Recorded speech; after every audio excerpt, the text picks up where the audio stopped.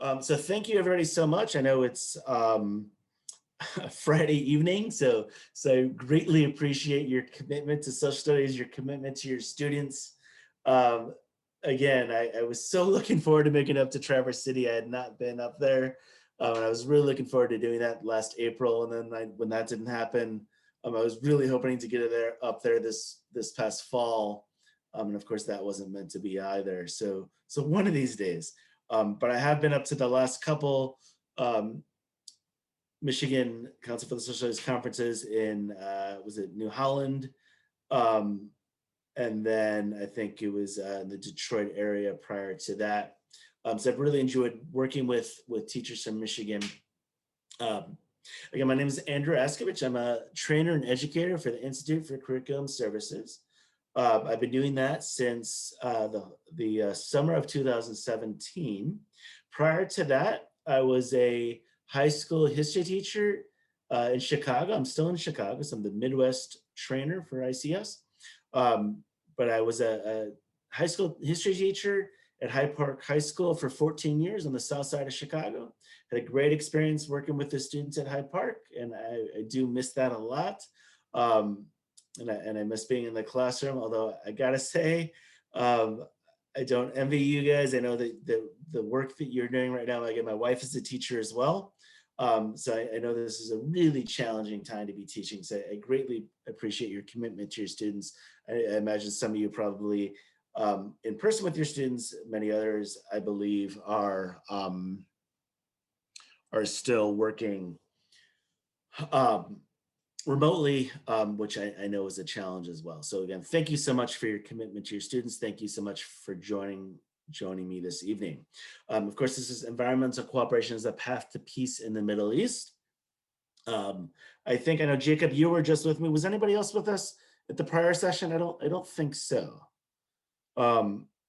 We just spent the last hour or so talking about the Arab-Israeli conflicts. That's another one of the topics that we have at the Institute for Curriculum Services. I'm going to go ahead and start a little bit differently than I did during the last session. I do want to say, but we're a pretty small group. Thank you. I see some of you, it's Nicholas, it's your first conference. Awesome. Again, hopefully next year we're able to have a conference in person. So yeah, I think everybody is used to this now, right? So go ahead and make sure you put your name in that chat for those sketch hours. And if you do have any questions, again, I'm trying to monitor the chat, but sometimes I miss that as I trying to keep an eye on the participant list. I make sure that if anybody is trying to get in here, that I admit them, so you're not stuck in a waiting room. But if you do have any questions, please just go ahead and unmute yourself and ask. And again, as Jacob saw in our last session, once in a while, if I somehow end up muted or my screen is not being shared and it looks like it probably should be, I'd really greatly appreciate if you unmute yourself and let me know. But I think we're all on the same page here. So again, environmental cooperation is the path to peace in the Middle East. In the next 45 minutes or so that we have together, we're going to spend just a moment or so learning about who we are at ICS. We'll work on developing some content knowledge on the Middle East and environmental cooperation in the Middle East. We're going to try and spend at least a little bit of time experiencing the student-related activity. And again, one thing that I'm really proud of that we do here at ICS, and again, I know I really appreciated myself when I was in the classroom, when I would attend a professional development session, and when I could walk away with something that I could use in my classroom. So I think that's something that we've really done a nice job here of putting together, I hope what you find to be a valuable lesson, something that you can use directly with your students. Okay, we're going to start with just a quick 90-second synopsis of who we are at ICS. So I'm going to start with that. And hopefully. The Institute for Curriculum Services is a national education initiative that is dedicated to improving the quality of K-12 education about Jews, Judaism, Jewish history, and Israel. To support teachers and their instructional needs, we develop standards-aligned curricula with a heavy emphasis on primary sources. We are proud to be a Library of Congress Consortium member and are committed to providing accurate and balanced information. In addition to curricula, we offer a wide range of no-cost professional development opportunities. During our virtual training sessions, teachers enjoy participating in dynamic activities that build their content knowledge and provide ready-to-use instructional materials. For maximum flexibility, teachers can sign up for our free, self-paced, online professional development seminar on the history of the Arab-Israeli conflict. All professional development opportunities and our no-cost curricular resources can be found on our website. We hope that attending our virtual workshops will help you feel more confident in your teaching and in your ability to guide your students to being productive and engaged global citizens. We look forward to continuing learning with you and supporting your instructional needs. So again, we have quite a few different sessions that we offer right now for teachers. Lessons that are fully developed that you can go ahead and just share this information with your students. All kinds of different activities, all kinds of primary sources, multimedia, videos that have been produced for your students. Again, if you have any questions about this, I do want to make sure that you know how to contact me. So I'm going to go ahead and try and put my email address in the chat right now. We do offer, again, at no cost, professional development for school districts. So we're happy to bring in any of these. Right now, we're doing everything virtual. So it's so easy for us to kind of get something set up and spend, whether it be an hour with your teachers or even a workshop series with your teachers. We're happy to do that, providing them on this. We also have a couple of new sessions that worked really well, exploring strategies to analyze primary sources, as well as different digital teaching tools to bring it to your classroom. So if any of that interests you, please do get in touch and we can bring that to your school, bring that to your school district for the teachers there. Okay, again, if you have any questions, please do reach out to me. So again, during this session here on environmental cooperation as a path to peace, we're going to begin, of course, looking at some key environmental issues. We're going to try and make some connections, of course, between the environment as well as instability, conflict, and violence in the region.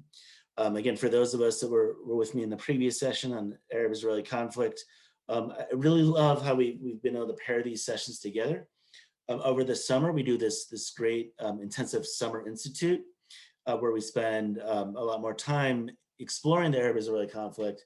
But even with that as well, after 2 or 3 days, pretty long days of exploring all the curriculum that we have, we love ending it with what we're doing right now. And teachers really, I think, appreciate this lesson and love how it just really gives, hope and just shows this wonderful side of people working together to solve some of the issues that their countries face, that their people face. So we're definitely going to, we'll go ahead and do that. Again, looking at environmental cooperation as a strategy to transform conflict and create solutions. And again, in doing so, we're going to look at 3 case studies of cooperation between Jordanians, Israelis, and Palestinians. And as best we can, I'm going to put us into some breakout rooms in a little bit and give us a chance to explore one of those 3 case studies and to talk a little bit about what it would be like to, to try and explain why that's such a great idea for building cooperation and why that's something that worth pursuing. So we'll talk a little bit more about that in just a bit.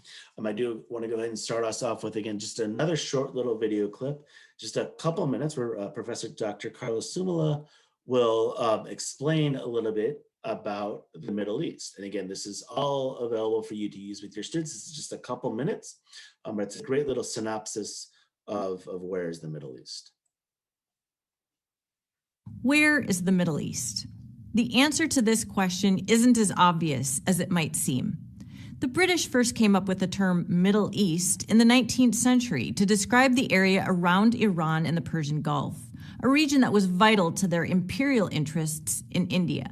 At that point, the term was a convenient label for the region between what was called the Near East, the Ottoman-controlled area from the Balkans to the Eastern Mediterranean, and the Far East, including China, Japan, and Korea.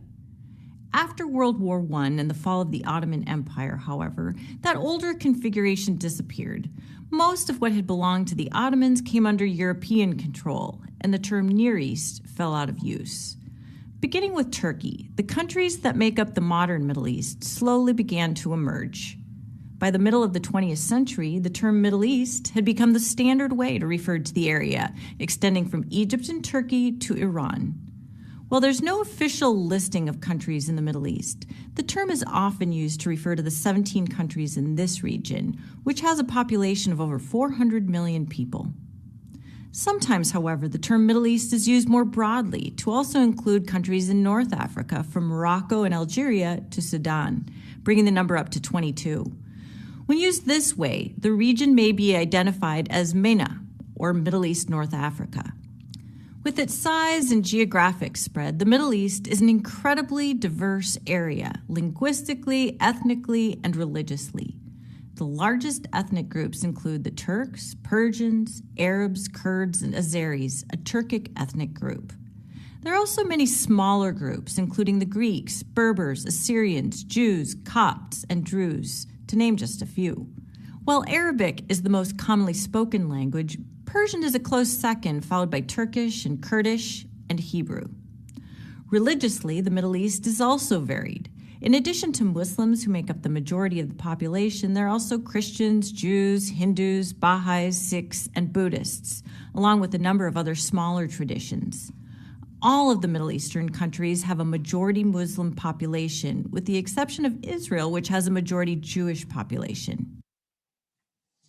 Okay, again, that's just a short little synopsis that hopefully you'll find beneficial and maybe something that you even want to share with your students. Where is the... Don't need to watch that again. So what do you think are the critical issues in the Middle East? So I think Professor Simula mentioned a little bit about some of the issues that we see, and we've talked a little bit, of course, in our previous session about the Arab-Israeli conflict. But again, either in the chat or if anybody wants to unmute themselves, and whether it's your own thoughts, or if you were to ask this to your students, how do you think your students would respond if you brought up the Middle East? What comes to mind when they think of the Middle East?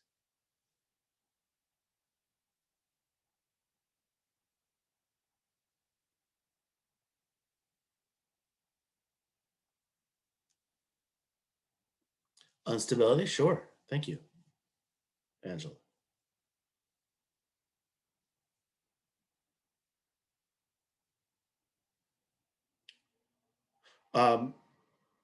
Oil, of course, yeah. Yeah. I was just gonna ask, what are the resources that the Middle East has? Lust of Loans, sure. Yeah, conflict over oil, yeah.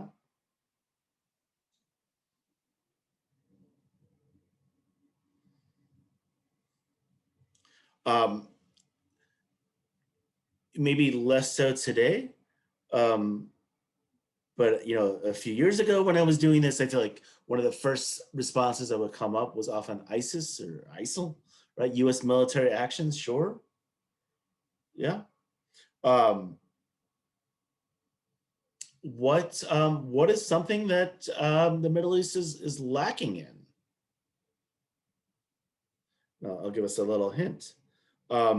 When we look at this image here, right? We're talking about, yeah, thank you. So infrastructure, sure, but water, right? So if you were to show this map to your students, what would they notice? And hopefully, forests, yeah, of course.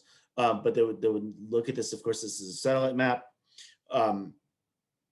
Noticing that there is, of course, very little fresh water here in the Middle East, right? A very dry, arid place. And for especially for the Jordanians and Israelis and Palestinian people,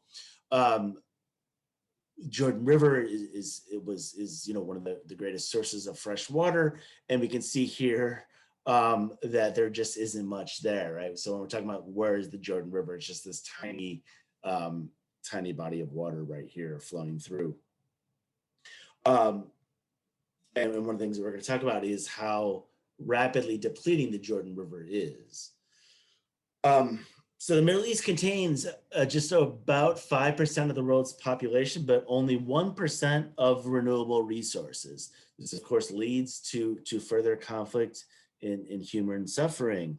In fact, when we talk about the Middle East, if we use that more expanded view of 22 countries with the Middle East and North Africa, according to the United Nations, 17 of those 22 countries are considered to be below what we would call the water poverty line, right? So really, it's just this lack of fresh water and how that impacts people, in which, of course, is oftentimes a very volatile part of the world. And we can't get away from this, right? This idea of we've seen in very recent years climate change, whether it be global warming or really more importantly, just the erratic weather patterns. And of course, we saw in the United States in Texas just last week, right? The devastating storms and the change in weather patterns, the idea that places are having much more frequent, whether it be hurricanes or, how whether it be winter and summer, how just seasons seem to be changing, where storms are much greater than they had been in the past. Where we talk about these, once in a century storms seem to be occurring much more than once in a century these days, right? So the idea being this is really happening all over the world, but it's especially impacting people in the Middle East, where we really get these erratic weather patterns, where people are unable to, depend on what the weather had been like for centuries. The idea that they could count on rainy seasons or times of the year that there would be a lot of rain, and now we're getting everything from those big massive storms as well as the drought. So you have, again, both sides. You get the droughts as well as the floods. So in addition to climate change, we see other factors that have really impacted the environment of those in the Middle East. One of the unfortunate issues is the water is often been misused. And we talk, I think Angela was talking about the issues of infrastructure. And some of that also has to do with technology and the lack of technology, especially when it comes to how water is used. Oftentimes, of course, people are going to do and try and survive however they can. And if that's, growing a crop that maybe, uses too much water or doesn't use water as maybe efficiently as they can, if that's their way to survive, they're, of course, going to continue to use that resource, because that's, economically, that's what's most important, or that's what they need to survive.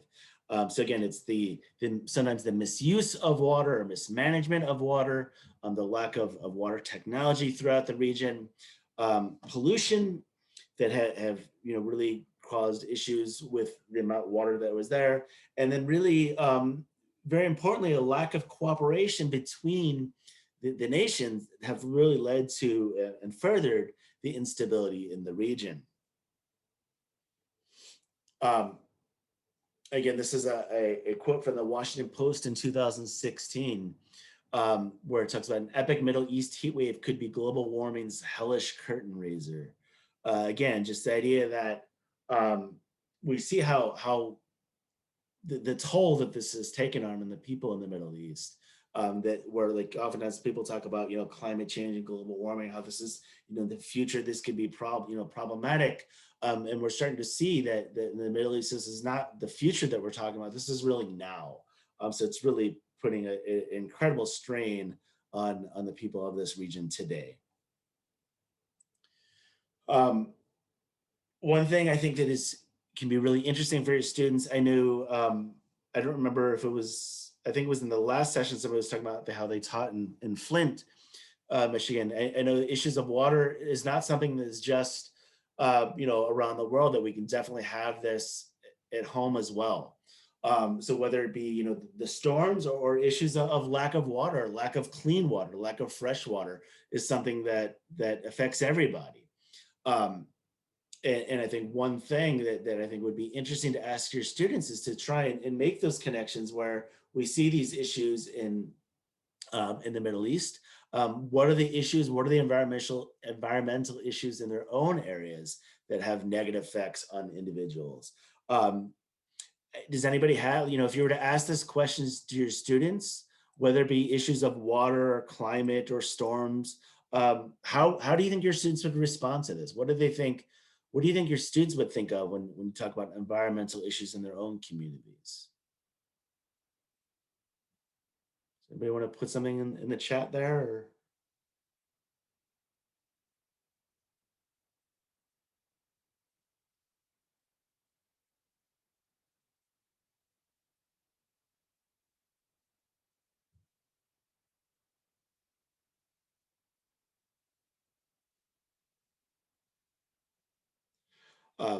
I think, I imagine that this, definitely, okay. So David, my students may not think of it much because there's an abundance of water. Sure. Okay. Lack of air quality in other areas.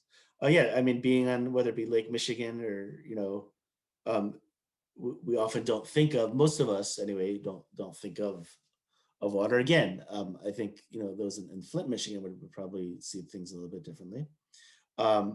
One would be pollution. Sure. Yeah. Yeah. But again, and it may be different, with your students. But I think oftentimes people, teachers will tell me that they feel that, students, at least some students are very much environmentally conscious and aware of environmental issues, and that this is something that's important for many students, and something that students will often feel strongly about. Okay, thank you. I have another quick video clip that talks about the idea of making connections to these issues that we see with the environment, and how that has impacted some of the conflict and some of the other issues that we see in the Middle East. Imagine a world where climate change and a dwindling water supply may have helped fuel Syria's civil war. Allahu Akbar! Allahu Akbar! 5 years before Syria was awash in sectarian bloodshed, it was in the midst of a devastating drought, one of the worst in modern times, and the numbers are staggering. According to the Center for Climate and Security, from 2006 to 2011, the unprecedented drought scorched 60% of Syria's land, and it killed 80% of the livestock in some regions, putting 3/4 of the farmers out of work, and ultimately displacing 1.5 million people. And that was before the bloody conflict that has so far scattered 4 million people inside the country and sent 2 million refugees streaming across Syria's borders. While no one's claiming a direct cause and effect, the drought did bring on the diaspora from dying farms to overcrowded cities, and thereby it put enormous economic and social pressures on an already fractious society. And Syria is far from an isolated case. Scientists warn that with severe water shortages in Yemen and other countries in the region, the climate of violent revolution may spread.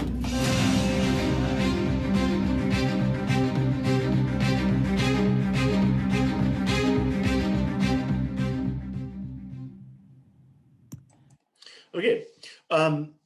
So again, it's something that I don't know that is often thought of, but the idea that those of us who were talking about the conflict in the Middle East and the violence in the Middle East, the connection and refugees and of course, civil war here in Syria, the connection that it has to the environmental issues that we have in the Middle East, right?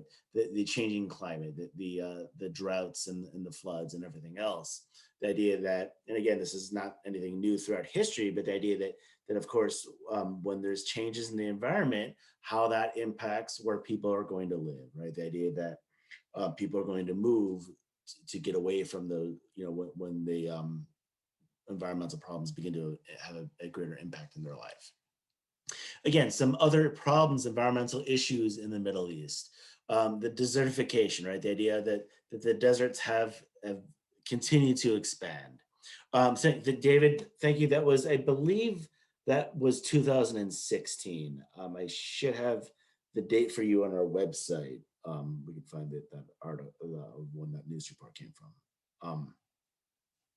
So again, so desertification, the use of water as a weapon, as we saw very much with ISIS, the idea that they would come in and take control of a water tower, and then essentially say that, if those that the farmers, if they wanted access, or if anybody wanted access to that water, that they had to join ISIS in order to have access to the water.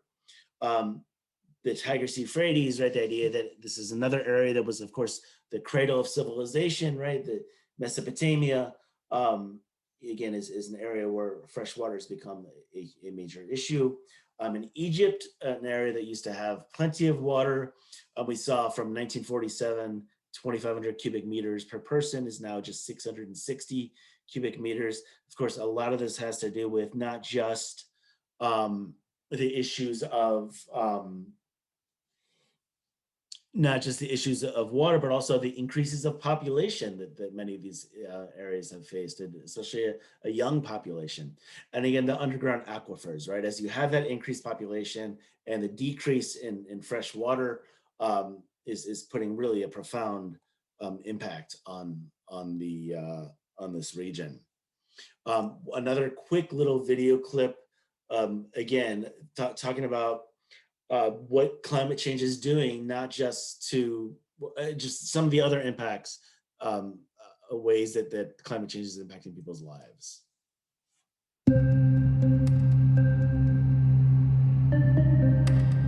So the Middle East and North Africa is experiencing a very significant decline in precipitation in the winter. So that's when it gets most of its water. So I think climate change manifests itself mostly through the water cycle in the Middle East and North Africa. And that has a big impact on the production of food and on water resources. And when you have water stress, that can lead to instability, to migration, and it also can be exploited by terrorist organizations who will use it as leverage over local populations. And so it's really about climate change, water, and instability in the Middle East. But there are also climate effects outside of the Middle East on food, for example, on food production, that can affect food prices. And the Middle East is heavily dependent on the global food market. So, price spikes and price volatility of bread, for example, in Egypt, can play a huge role. So it's all interconnected, of course, but it's one of the regions of the world that we need to be very concerned about, particularly when we look at projections for the future, which is increasing. A decrease in precipitation in the entire region. So it's pretty. It's of course it is a dire situation, and it seems pretty bad. But the question of, is there hope? And I think there is hope. And I think, again, I didn't mention this, but one of the things that I really took the most pride in and really enjoyed most when I was teaching is I was very much involved in Chicago. We had service learning. So we're students were trying to identify problems in their community, problems in the world, and to do something about it. And I think what I'm going to show you here in a moment is just 3 examples of people trying to do something about some of those problems in their world or in their communities. Again, this comes from the Strategic Foresight Group, a global think tank that put out these posters here. Any 2 countries engage in active water cooperation do not go to war for any reason whatsoever. And we've seen this really for a couple of decades now between Israel and Jordan, who've continued to work together to try and deal with some of the water issues that they've both faced. Okay, I want to try and get us into some breakout rooms for maybe about 10 minutes or so. So I'm going to give us a link. I'm going to put up here in the chat box in just a second. I'm going to give us so it'll be about just 2 or 3 of us in each of these breakout rooms, and you're going to have group 1. I want you to turn to page 7 of the lesson. I'm going to put in the chat box in just a moment. You're going to take a look at eco peace in the Middle East. Group 2, so if you're in breakout room 2, I'm going to take a look at the Tamar Reef project. And then group 3 will look at the Dead Sea, Red Sea pipeline. We'll talk a little bit more about what these are when we all come back together, but I want you to just look at your project in just a minute. The idea behind this is, and again, if you had more time, and the way that this is designed with your students is that you would divide your students up into these groups, and they would then look at, the idea would be to create an elevator pitch around one of these projects, right? So each group would be assigned one of these projects. Do we understand what I'm saying, what I mean when I say elevator pitch here? Right, the idea just in 30 seconds, a minute, just in just a short period of time, just try and convince the rest of us that your project is the project worth funding. There's all kinds of creative ways you can do this with your classroom. You can make it so that you're a philanthropist and you have a lot of money to give out, and your students have to fight for that money in like a Shark Tank sort of type way, right? The idea being that you're going to then reward the group that comes up with the best idea to sell their project, and their project are one of those three things that I just talked about, right? So again, right here we have the eco piece on page 7, Tamar Reef on page 9, or the Dead Sea Red Sea pipeline on page 11. So I'm going to go ahead and put in the chat box the lesson. So this is the lesson. And again, I'll show you here. The lesson here is from our website, the icsresources.org. So it's this environmental challenges and cooperation. There's another way to get to it right here, right? And then this lesson plan. So that's what I just put in the chat box. Okay.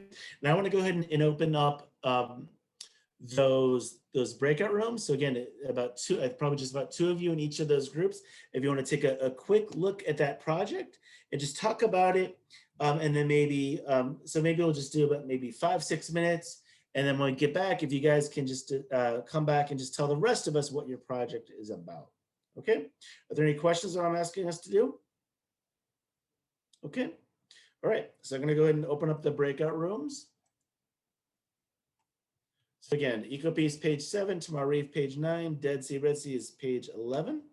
If you're looking for the assignment itself is on page 9, this elevator pitch. Okay, so we can do this for just about 5 or 6 minutes. Okay, so I think we're all back now. So EcoPiece in the Middle East was our first of our was the first of the projects that we're going to take a look at. So that's what we have right here in front of us. So let's see, did I have anybody in group 1 that wanted to tell us a little bit about EcoPiece? I think it was Angela and David. Yeah, I'll get us started and then Angela will finish us off here. Thank you for that nice handy bullet point that I can use. So yeah, for EcoPiece, we're focused on the long range future. And so a lot of our focus is on education, not just of the communities that are involved, but really doing a lot of work with youth. So we're planting seeds for the future for cooperation with water. So that's a lot of what we're doing. Yeah, okay. And that cooperation with coming together on a common conflict which they're having is water will then allow later for the youth to be able to go and learn about it, to teach others to learn about it, and come together and not look at their differences, because some of them don't recognize others as states. And so therefore you're leading them to see that there is a common similarity between each other. So not only will it take care of being good water neighbors, but hopefully then in other aspects of their nation to be better neighbors in general to each other, because by leading through the youth, they could be the leaders of the next generation, the next states, to come up with different solutions with others. I think you can be the new spokesman for EcoPiece in the Middle East. Yeah, no, I love what they do. I love they have great videos, and I don't think we have time to show it right now, but they have stuff on YouTube. They have a great website. Again, all those links are in our lesson plan there for your students. If you gave a little more time with this, hopefully, some of them would maybe even want to get involved with that. But yeah, the idea here, of course, would be done to kind of like sell it to the rest of the group, or to maybe even have a group of judges or however you would want to set it up. And the idea of like kind of convincing the rest of the class that theirs is the best project. So that's EcoPeace. The Tamar Reef project. I think it was just Jean. Jean, you want to tell us anything about that? Sure. So the Tamar Reef project is a building of an artificial reef. It is at the mouth of the Red Sea. It is a center or important area for not only tourism and commerce, but it is environmentally unique. It's got a ton of different kinds of species of fish and plants in the water. And so because of the tons of people that want to snorkel there, the reef is being broken down, and therefore the fish and the plants are being diminished. And so this artificial reef is being built to draw snorkelers and swimmers away from the actual reef in order for it to replenish and recover, and hopefully then be able to keep the fish and plants, but also the commerce that has to take place there can continue. Wonderful. Yeah. Thank you. Yeah, I think imagine some of the great creative things your students could do by kind of like showing off that reef and showing what it looks like to try and convince people that, hey, this is a project worth funding, right? So I think that's fascinating. And again, the idea that this is it was really a joint project between Israel and Jordan, working on both on behalf of both of those countries. So again, thank you for that, Jean. Thank you, Jean, for sharing. And then finally, the Dead Sea, Red Sea pipeline. I think we had David and Jacob. Do either of you want to tell us a little bit about that?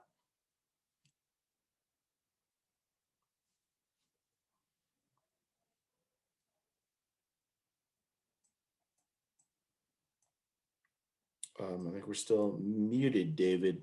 David Mason, and then Jacob. Did either of you have anything you wanted to share for us? No problem if not. I want to give you a chance if you do want to speak.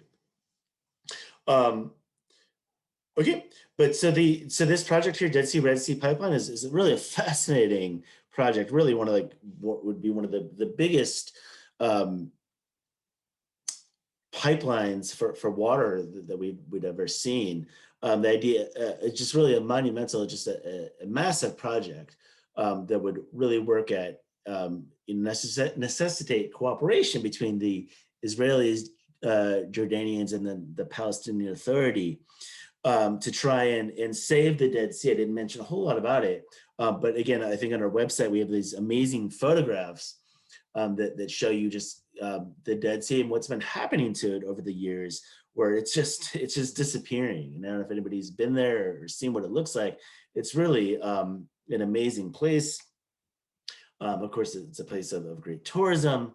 But so the idea here is to try and help out with the Jordan River and the aquifers, and the idea that these are very much countries that are lacking in fresh water. So the idea would be to use desalination plants and to take water from the Red Sea, to take the salt out of that water, to add that salt, that brine into the Dead Sea to try and rebuild the chemicals of the Dead Sea, and then bring fresh water to the people of Jordan, Israel, and Palestine. I mean, I think it's really a fascinating project, but it's really interesting because that first group that we talked about, Angela and David, EcoPeace in the Middle East, is of course an environmental group that is very much opposed to the Dead Sea, Red Sea pipeline. Looking at this and saying this is not a good thing. This is something that would be very harmful to the environment. But at the same time, it's something that, in terms of like access to fresh water, something that these governments are very strongly in favor of and looking to, continue the work for that. So just really some fascinating projects that are going on here. But we tried to do a pipeline line here too, right? So that was a huge controversy with outsourcing Michigan's fresh water to other states and stuff like that who are having our crisis and water issues. But if you think about how long the pipeline's going to be, and then what does that mean for the fresh water here? Sure. I wish that more countries had more conversations, especially in the UN and things like that. What's being done somewhere else to see that? Like this is, and then who's going to monopolize that pipeline? So this cause more issues than anything, because whoever controls this Red Sea pipelines basically could control the other countries. Right. So. And when we see examples with Ethiopia and Egypt right now with the Nile River, and Ethiopia building a dam in terms of trying to control the water, and Egypt being very upset about that. So yeah, no, but you make some really good points. And again, as much as you can, trying to make connections to what the students see in their own communities, I think is great. Yeah, so thank you for sharing that, Angela. Just the last thing I wanted to share, again, along with that, I'm trying to make connections. So the Lost Boys of Sudan, I don't know if your students are aware of that, or how many of you guys are aware of that. But there's a great book. It was a novel, Long Walk to Water, but it's based on some actual accounts. And I think it's really, if anybody teaches middle school, it's definitely accessible, I think, by middle schoolers. I have a daughter that's in 8th grade, and I got her to read it, and she really enjoyed this book. I enjoyed this book. I think, high school students as well, it's something that it's not all that challenging, or hopefully it wouldn't be so challenging for high school students, but it's definitely a book in a way, if you're looking to make any sort of connections with a ELA teacher in English Language Arts, some literature to bring it into the classroom. I think this is a great way of combining these issues that you were just talking about, Angela, as well, this idea of lack of access to water, or people fighting over water, or the necessity, the need to have access to water. I think is really a great and a powerful story that hopefully students could relate to, and really hopefully would want to get them to do something about it. So thank you so much. I know I didn't give you all that much time to talk about all of this, but I hope that you saw how you could again make connections into your classroom, into your community, and how you could bring this lesson and make it applicable to your students. So I want to thank everybody so much for spending your Saturday evening with me. If you have just a couple more minutes, I do want to put in the breakout in the chat box here. It's a link to, let me try one more time. It's a bit.ly link to it's just a quick little evaluation for me. I'm just trying to make sure that I'm continuing to meet your needs, and making sure that we're providing resources that you would find valuable in your classroom. So if you have just a minute or so to do that, I greatly appreciate that. But again, thank you so much. I believe this is the last session for the evening. So I know they always talk about wanting to make sure that we're out of here on time, but it's 7:30. I know I didn't give us time for questions. I apologize for that. I'm much better in person than I am when we're trying to do this over Zoom. But if anybody did have any questions, I'm happy to answer any questions you have. I do have one more session tomorrow on how to approach teaching religion in the classroom that I think is a lot of fun and really interesting. So if you're able to join us tomorrow, that would be great. I'd love to bring this into your community, to work with other teachers in your school or other teachers in your district. Thank you, David. Again, if you have any questions, please do reach out. Otherwise, have a wonderful day, have a wonderful evening, have a wonderful weekend. Thank you for all that you're doing. I know this is really a challenging time for everybody. So thank you so much for whether you're in your classroom or doing what I just did here, which is sitting in front of a computer screen trying to reach out to your students. So thank you so much, everybody. Have a wonderful evening. Again, if you have a moment to do that evaluation for me, I'd greatly appreciate that. If you have any questions, please reach out. But have a wonderful evening, everybody. Thank you.